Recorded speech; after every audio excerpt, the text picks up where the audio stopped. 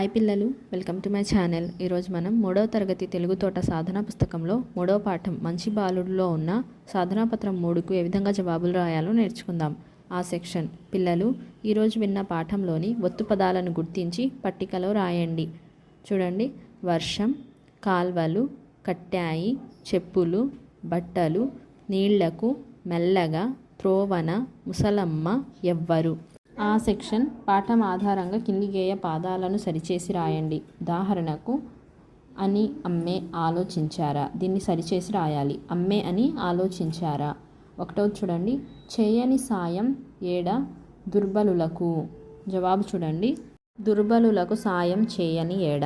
రెండవది చూడండి, వచ్చి తన తిరిగి తోటి వారితో. జవాబు తిరిగి వచ్చి తన తోటి వారితో. మూడవది, ఆదుకొని అవసరమందు దయతో. జవాబు అవసరమందు ఆదుకొని దయతో. ఈ సెక్షన్ పాఠం ఆధారంగా కింది గేయ పాదాలను పూరించండి. దుర్బలులకు సాయం చేయని ఎడ, కొరగాదెందుకు మనుజుని మనుగడ.